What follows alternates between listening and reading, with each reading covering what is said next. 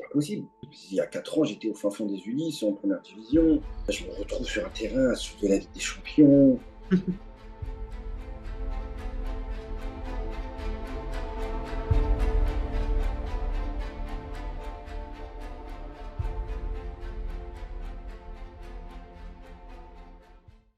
Donc, bienvenue à tous. Aujourd'hui, on reçoit Abdoulaye Sissoko.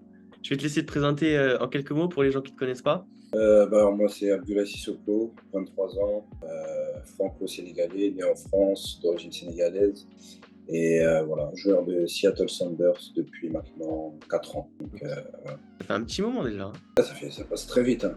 Parce que 4 ans, tu as 23 ans, t'es arrivé tôt quand même. À 19 ans, j'ai signé mon contrat. Ils sont- Plus précisément, j'ai signé mon premier contrat avec l'équipe réserve. Et puis après, juste l'année d'après, j'ai signé avec l'équipe première. On va en parler, mais tu as quand même un parcours assez particulier parce que t'es allé tout chercher toi-même, quoi. Et puis surtout très Ouais, très. ouais, je suis parti, on va dire, je suis parti très loin du cocon familial pour pouvoir rentrer dans le monde pro. Et voilà, après, voilà, j'ai bien sûr bossé, mais j'ai eu l'aide, bien sûr, de ma famille, de mon préparateur physique. Et puis voilà. De toute façon, on va en parler. Aujourd'hui, là, au cours de cette interview, on va revenir plus particulièrement sur ton arrivée aux États-Unis, ta progression folle, parce que dans tous les cas, tu n'as pas connu de centre de formation en France, étant donné que tu as toujours été au même club, les Ulysses, tu n'as pas forcément bougé. Et du coup, c'est assez surprenant de savoir que du jour au lendemain, tu es parti aux États-Unis.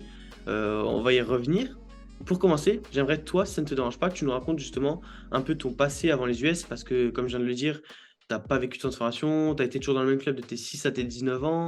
Ouais. Euh, Toi, à cette époque-là, est-ce que tu envisageais les États-Unis? Et surtout, comment elle est venue cette opportunité de San Diego? Alors, moi, j'ai démarré à Sèvres en 92. Ma première année de football, c'est là où je suis né, avec mes frères, tout ça. Et donc après, directement la première année, on est parti aux Ulysses. Donc on a joué pour le club de la ville, quoi, là où on était. Donc de mes 6 ans jusqu'à mes 18 ans, 19 ans même, j'ai jamais quitté les Ulysses. Donc pour moi, si je signais pas dans un club, dans un centre de formation, ça n'avait pas de lieu d'être de quitter le club pour aller dans un club d'à côté ou je sais pas quoi. Donc j'ai décidé de rester toute ma jeunesse là-bas. Et voilà, après, dans ma jeunesse, il faut pas se mentir, je ne suis pas le joueur que j'étais aujourd'hui. Avec les qualités que j'ai beaucoup travaillé pour avoir ce que j'ai aujourd'hui. Et donc après, l'opportunité, en fait, c'est que je jouais en National 3 avec les Ulysses. Enfin, j'étais le jeune du groupe, quoi. J'étais T'as le joué jeune du un groupe. match, je crois. J'ai fait un ou deux matchs, je crois, Ouais, c'est ça. titulaire, hein. Un ou deux matchs titulaires. Mon premier match contre le Paris FC, je crois, l'équipe réserve.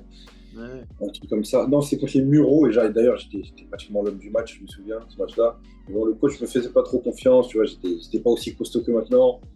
Et en National 3, en région parisienne, c'est physique, Ouais. tu vois. Et donc après, j'ai mon oncle Dembaba qui avait un club aux États-Unis et son agent était aux États-Unis aussi. Donc son agent, donc il démarrait son club, quoi. Donc il recherchait un peu des joueurs dans San Diego, dans la ville de San Diego et tout ça.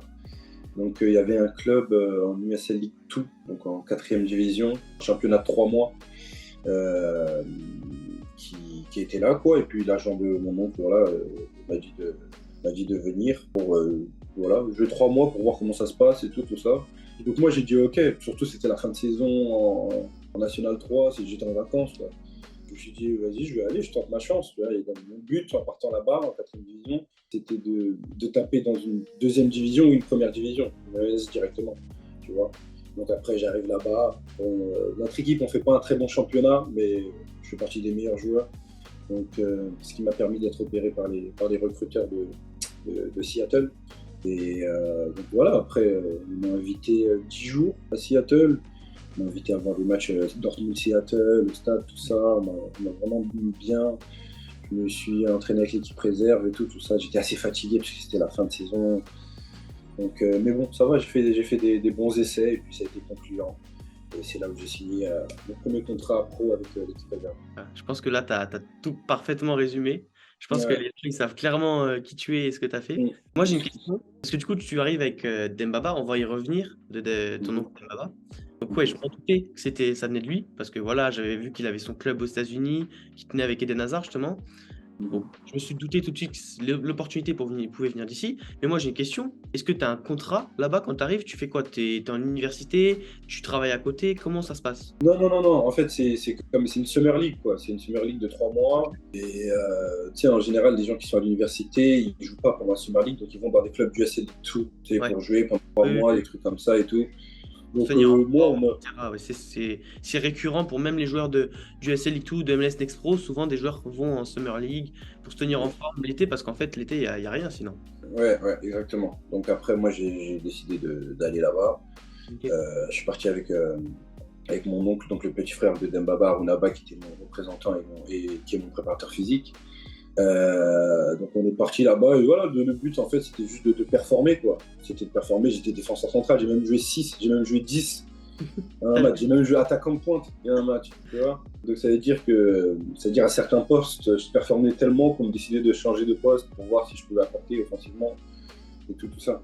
Donc ça s'est bien passé, donc après voilà, j'ai fait des essais pour Seattle et voilà, ça s'est très, très bien passé. Donc au final, en 3 mois seulement, t'es repéré, tu signes pas à San Diego finalement. Tu fais que la Non, Summer non, non, League. non, non, non. En fait, je suis San Diego, le club du ASL Ligue 2, c'est pas le club à mon oncle, c'est pas le club Ouais. à Dembaba.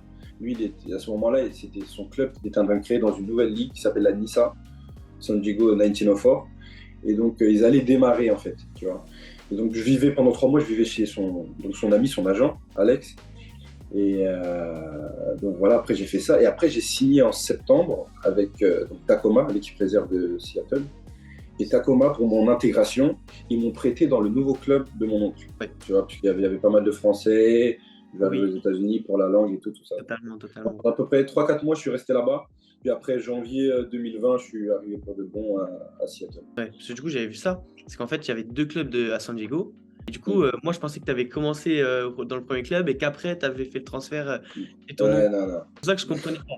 Mais du coup, là, c'est bien résumé en fait. Tu passes 3 mois finalement pendant la Summer League où tu Ouais, impressionnes tout le monde. Tu es ouais, repéré par le Tacoma Defiance en USL. ouais, Qui d'emblée te prête à San Diego, donc 1904, le club de ton oncle. Et donc, ouais. comment ça se passe à ce moment-là? Est-ce que c'est toi qui fais ce choix d'être prêté? Est-ce que c'est le Tacoma Defiance qui va absolument te prêter tout de suite? Comment ça se passe? Absolument, c'est pas du tout moi. Alors moi, je prenais ce qu'on me donnait en vrai à ce moment-là. Tu vois, j'étais en réserve de National 3 en D1 dans l'Essonne, donc à ce moment-là, je prenais ce qui venait. Donc non, ils ont eu l'idée ils ont vu que mon oncle qu'il y avait un club qui venait de créer. Donc ils ont dit 3-4 mois là-bas pour l'intégration, ça serait pas mal, tu vois. Donc en plus le coach était français, puisque c'était l'ami de mon oncle. Voilà. Et donc après ça s'est bien passé, franchement ça s'est très très bien passé. Moi j'ai beaucoup aimé l'expérience San Diego. Et voilà, en fait ça m'a préparé pour Tacoma, quoi. Ok. Ouais, donc en fait, finalement, tu n'as même pas eu le temps de t'habituer parce que tu arrives directement aux États-Unis, tu performes tout de suite. La Ouais. barrière de la langue, on a l'impression que toi, ça te dérange pas. Tu changes de continent, mais tu y arrives tout de suite en final. Qu'est-ce que tu Ouais. penses, honnêtement, du niveau? Et à ce moment-là, est-ce que tu te dis pas que c'est trop facile? Parce que tu joues quelques matchs en national avec les Ulysses, bon, c'est en région parisienne, c'est extrêmement Mhm. doué, mais tu arrives aux États-Unis et en 3 mois, tu te fais repérer. Ouais. Bah après, le niveau du USL League 2, c'était pas un niveau incroyable. Tu vois, c'est pas un niveau incroyable pour moi. Il m'a suffi d'un match pour montrer ce que je valais, quoi. Donc, ouais, le niveau USL League 2, c'est pas incroyable. Mais après, une fois que je suis arrivé à Tacoma, dans l'USL, là, j'ai commencé à voir un petit peu. J'arrive dans le monde professionnel, que c'est physique. Voilà, il faut être bon techniquement, pas faire peu d'erreurs. Donc voilà, ouais. Mais franchement, ça m'a beaucoup servi. Ouais, donc du coup, tu arrives là, c'est un grand pas vers la MLS. Tu rejoins quand même le centre de formation un peu. C'est une sorte de centre de formation Ouais, ouais, ouais. de Seattle, un des clubs les plus historiques de MLS. Surtout qu'en plus, je crois que c'est cette année-là qu'ils remportent le titre. Donc c'est 2019, il remporte le titre. donc, c'est l'année Ouais. du titre en plus de ça. Donc, entre guillemets, tu rejoins le centre de formation de la meilleure équipe de MLS. À ce Ouais. moment-là, toi, qu'est-ce que tu te dis? Voilà, tu viens d'arriver. Est-ce que toi, c'est un boost encore plus pour ta carrière? Parce que tu es décrit par tous les entraîneurs comme quelqu'un de hyper discipliné, Mhm. très motivé, qui donne toujours tout. Est-ce que toi, à ce Mhm. moment-là, c'est un boost supplémentaire et tu dis que là, j'ai pas le droit à l'erreur? Oui, bien sûr, c'est un boost. J'arrive, je me dis, ils gagnent la MLS. Tu vois, en plus, ils m'invitent à leur match et tout, dans les loges. Je me dis, ah ouais, c'est du sérieux, franchement, tu vois. Et donc en plus, chaque match, il y a plus de 30 000 personnes, 35 000 personnes minimum. Donc je me suis dit, en fait, à ce moment-là, je commençais à rêver. Je me dis, mais attends, c'est pas possible, il faut que l'année prochaine, je joue sur ce terrain. Tu vois, et tout ça. Donc après, ouais, moi, mon but directement, c'était de jouer devant 30 000 personnes, 35 000 personnes. Je me dis qu'à Tacoma, voilà, je vais essayer de faire mon année et puis après signer directement avec l'équipe première. C'est ce qui s'est passé. Et voilà, quoi. C'est très, très bien passé. Du coup, c'est quoi les promesses qui te sont faites par le Tacoma? Quand tu arrives, est-ce qu'on te dit voilà, que tu vas avoir ta chance, qu'il faudra la saisir, que tu vas être surtout à la vue des entraîneurs? Parce que je sais que tu t'entraînes souvent avec, avec les Seattle, l'équipe première à ce moment-là. Qu'est-ce qui t'est promis exactement à ce moment-là? Alors, au tout début, je me suis entraîné, quand j'arrive à Tacoma, je me suis entraîné 1 ou 2 fois l'équipe première, puis après, il y a le Covid. Ah oui. Il y a eu le Covid. Et en fait, quand j'arrive à Tacoma, donc je parlais avec le coach qui s'appelle Chris Little, qui est maintenant le coach adjoint de Colorado en MLS. Et il me dit, il est impressionné. Il me dit comment tu as atteint ce niveau sans centre de formation, tout ça. C'est-à-dire que tu as énormément travaillé, il est admiratif et tout ça. Et donc après, il me dit voilà, si tu viens ici, tu travailles avec moi, tu vas gagner ta place d'abord avec moi, puisque ta place, c'est pas parce que tu as signé, tu vas directement jouer avec moi. Tu vas gagner ta place petit à petit, et puis après, si tu es bon et que l'équipe première t'aime bien, tu iras en équipe première. Voilà ce qu'il m'a dit. Il m'a dit pourquoi pas l'équipe première. Tu vois, il me disait pourquoi pas, mais moi dans ma tête, c'était ça y est, sûr, il faut que j'y aille en équipe première. Tu vois, c'était l'objectif. Et en fait, ce qui se passe à l'arrivée, c'est que les joueurs qui sont à mon poste, bon, ils viennent de signer le gars qui a fait le plus de matchs dans l'histoire de l'USL, tu vois, donc c'est lui qui va être notre capitaine et tout ça. Et puis il y a le jeune du club, de l'académie, qui joue en équipe nationale et tout ça. Donc c'était un peu compliqué. Donc après ce jeune-là, l'équipe première ne l'a pas signé. Et donc il est parti. Et c'est là où j'ai commencé à jouer avec Tacoma. J'ai commencé à beaucoup jouer, à faire mes matchs. Le coach d'équipe première venait voir tous nos entraînements. Il venait voir, puisque comme c'était le Covid, nos entraînements ils étaient décalés, on s'entraînait pas au même moment. Tu vois, et puis après le Covid c'était compliqué aussi, pendant 3 mois enfermé tout seul ici. Donc ouais, mais bon, ça a servi, franchement, toutes ces épreuves-là, ça a servi à faire qui je suis aujourd'hui, et maintenant j'espère juste continuer encore. Ouais, donc finalement, c'est grâce à ces entraînements que tu parviens à taper dans l'œil des entraîneurs de Seattle. Parce que c'est le 21 mai 2021, tu signes ton contrat professionnel chez les Sounders.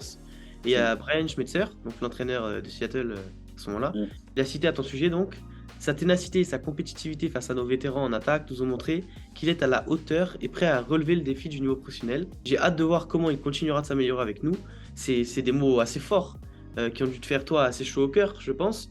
Est-ce que toi, à ce moment-là, comment tu ressens les choses?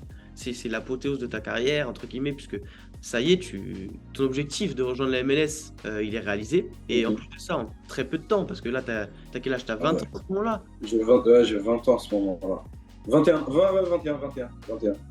Ouais.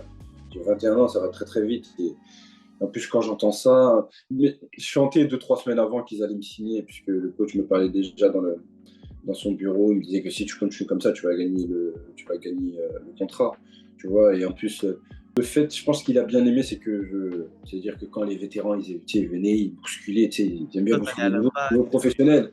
Il n'y a pas de pitié sur le terrain. Tu vois, et là, moi, je m'en foutais. Tu vois, je me relevais, je les poussais, j'étais prêt à me bagarrer avec eux. Tu vois, j'étais prêt à me bagarrer avec eux. Je me suis dit, j'ai rien à perdre, tu vois. Et donc, c'est ce qu'ils ont bien aimé, que j'ai rien lâché. Après, ils ont bien aimé aussi mes qualités de passe et tout ça. Donc, ouais, je pense que j'ai bien mérité ce contrat. Et voilà, après, c'était un travail de tout le monde, de moi, surtout aussi, de Dieu. Je remercie Dieu et beaucoup aussi ma famille, mes oncles. Ouais, donc pour y revenir, est-ce que Dembaba, il suit ta progression? Est-ce qu'il te donne des conseils à l'heure actuelle? Est-ce qu'il suit ta progression finalement?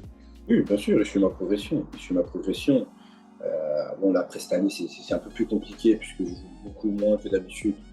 Je n'ai même pas encore joué un match de MLS. Je pense que je vais être titulaire la semaine prochaine puisqu'il y a des blessés et des suspendus. Mais ouais, c'est un peu compliqué cette année. Mais oui, je suis ma progression. De temps en temps, ça m'envoie des messages et tout pour savoir comment ça va.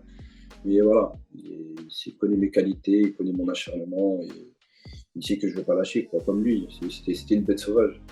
Donc, en 2021, tu connais 15 matchs avec les Sounders, si je ne me trompe pas. Des débuts assez prometteurs. Toi, comment tu vis ce moment? Est-ce que tu es frustré de ne pas jouer plus? Mais en même temps, tu viens d'arriver, donc est-ce que tu es assez heureux de gratter ce temps de jeu? Est-ce que tu es déçu de ne pas t'imposer davantage? Raconte-nous ton ressenti sur cette première saison et surtout, est-ce que les promesses ont été respectées? Est-ce que toi, tu as réussi à bousculer certaines choses? Raconte-nous tout. La première année, dès que j'arrive, moi déjà, il n'y a aucune promesse qui est faite. Hein. Tu viens Ouais. sur le terrain, tu gagnes ta place, il n'y a pas de minute proposée ou je sais même pas, tu vois. Donc à ce moment-là, ce qui est bien, c'est que il y a donc le défenseur titulaire, Javi, qui lui part à la Copa América Ouais. avec l'Équateur. Tu as aussi nous Tolo, le Camerounais, qui se blesse aux adducteurs, je crois, pendant 3 mois. En plus, on joue dans une défense à 3, donc il restait 3 défenseurs centraux, donc c'était parfait pour moi. Donc j'arrive bien à combler les blessures et les absences. Tu vois, le public m'aime bien, commence à chanter mon nom. Donc c'est quelque chose que j'aurais jamais imaginé il y a 2 3 ans, tu vois. Au fin fond de l'Île-de-France, j'aurais jamais imaginé ça. Et donc non, non, je le vis bien, j'enchaîne quoi, 12 13 matchs titulaires, on joue chaque 2 jours, de 90 minutes. En plus, à ce moment-là, on bat le record d'invincibilité. Tu vois, pendant 10 matchs d'affilée, on ne prend pas de but dans le jeu. Tu vois, on prend que 3 buts sur coup de pied arrêté. Donc les gens ils commencent à se dire, ah ouais, on a une défense de fer, c'est incroyable. Tu vois, on fait une meilleure défense de l'année. Tu vois, on fait notre meilleure saison régulière de toute l'histoire du club. On fait notre meilleure saison régulière. Et bon, finalement, moi, je compare au penalty premier tour de MLS. Voilà, 120 minutes, ils n'ont pas fait un tir, mais ils sont qualifiés. Et j'ai Et eu en plus et c'était vraiment ouais, écouté quand j'ai vu ce match parce que j'adorais voir votre équipe jouer en plus. ouais, franchement, c'était 2021, on joue incroyablement bien. Et donc après, donc du coup, comme les autres sont revenus de blessure, sont revenus, j'ai un peu moins joué. Mais bon, je me plaignais pas trop puisque c'était quand même ma première année. Je me suis dit, Oui. ça fait partie du job, voilà, je dois encaisser mentalement. Et puis on verra l'année prochaine. Donc, depuis cette année-là, j'ai beaucoup moins joué. Ouais. Mais bon, Euh, cette année-là, il y a quelque chose de quand même extraordinaire en 2022. Tu vis un des plus beaux moments de ta carrière, entre guillemets, puisque tu ah remportes oui. avec Seattle la Ligue des Champions CONCACAF. Un triomphe qui donne sens à tout le travail acharné que tu as pu faire en passant des Ulysses, à Mm. gagner cette Ligue des Champions seulement 3 ans après ton départ de France. Moi, enfin, raconte-nous ce moment de malade. Et moi, j'ai une autre question. Comment on prépare une finale d'une telle envergure devant 70 000 personnes, l'ambiance à l'américaine, avec le show. En plus, vous remportez la coupe chez vous sur un score de 3-0. Enfin, et tout est parfait. Moi, raconte-moi juste cette finale. J'ai juste envie de t'écouter. C'est de loin le meilleur moment de ma carrière. C'est un sentiment que tu ne peux même pas imaginer. C'est même pas la Ligue des Champions européenne qu'on a gagné, tu vois. C'est un sentiment. Moi, pour moi, c'est un nouveau sentiment. Je me suis dit, mais c'est pas possible. Il y a 4 ans, j'étais au fin fond des Ulysses, en première division. Là, je me retrouve sur un terrain, à jouer la Ligue des Champions. Des joueurs qui ont joué plein de matchs de Coupe du Monde, tout ça. Tu vois, je me suis dit, je vais jouer la Coupe du Monde, je vais à la Coupe du Monde des clubs, tout ça. Tu vois, dans ma tête, c'est un feu d'artifice. Je remercie Dieu. C'est un film, quoi. Et franchement, en fait, d'abord, il y a eu le match aller. Il y a eu le match aller au Mexique contre Pumas, qui était une très bonne équipe, très très bonne équipe Pumas. Pas On aujourd'hui. perd 2-0. Donc là, on perd 2-0. Je crois 70e minute, on perd 2-0. Le cauchemar, déjà le cauchemar, là, je me suis dit, ah ouais, c'est mort, là. Devant leur public en feu. Et là, on met 2 pénaltys, un à la 80e, je crois un à la 93e, on met 2 pénaltys. Donc là, on revient à 2-2. Et en plus, on joue à la maison. Donc là, c'est comme si 0-0, là, c'était une finale tout neuf. Et là, le stade full a craqué, 70 000 personnes. Hein. Incroyable ambiance. Déjà, le matin, bon, j'étais pas dans le groupe, la finale de retour, j'étais pas dans le groupe. T'étais en tribune. Enfin, t'étais Ouais, oui, oui. avec le Oui, groupe, quoi. j'étais avec les joueurs, on était tous là. On était là. Et mais j'étais en train de stresser comme pas possible. Je me suis dit, c'est pas possible. Il y a des joueurs, ils ont fait une grande carrière, ils n'ont jamais gagné un titre. Ils n'ont jamais gagné un titre majeur. Et moi, je vais arriver comme ça, et je vais gagner un titre. Et là, incroyable, on leur met 3-0, clair, net. Puis là, on rentre sur le terrain, en fait. C'est des moments de joie incroyables. Incroyable. Franchement, je pense que ça restera peut-être l'un des meilleurs moments de ma vie, puisque le sentiment que j'ai eu, c'était incroyable. En plus, ouais, on sait, les supporters de Seattle, c'est quelque chose. C'est Ah les meilleurs des États-Unis. Donc, ouais. Ouais. 70 000 spectateurs à Seattle, ça doit être vraiment impressionnant. Surtout avec leur stade. Le Lumen Field, il est quand même assez incroyable. Enfin, ça a dû être vraiment un sentiment de fou, quoi. Ah ouais, non, non, le Memphis, je l'appelle le monstre, puisque quand il y a du monde, là, t'as l'impression que tu vas te faire manger, c'est incroyable, ça résonne, c'est fort, c'est dans le centre-ville, dans le downtown. Ouais. Franchement, ouais, franchement, c'est incroyable. Ouais, je reconnais ça. Donc, pour en venir à cette année, tu as un poste assez de rotation, je vais dire, parce que tu as joué quoi, la moitié des matchs à l'heure actuelle en grattant quelques minutes. Est-ce que Mhm. toi, tu souhaites vraiment gagner cette place de titulaire à Seattle? Ou alors tu envisages pourquoi pas un départ pour plus de temps de jeu? Parce que je sais que tu es en fin de contrat en décembre. Là, tu commences pas à régresser, mais tu gagnes moins de temps de jeu. Donc forcément, À toi, stagner, ouais. tu stagnes en fait. Ouais, Surtout qu'en plus, toi, grâce aux blessures et tout, comme tu me l'avais dit, tu avais réussi à faire une saison de fou. Et ouais. c'est frustrant pour toi de devoir pas récompenser par cette saison finalement.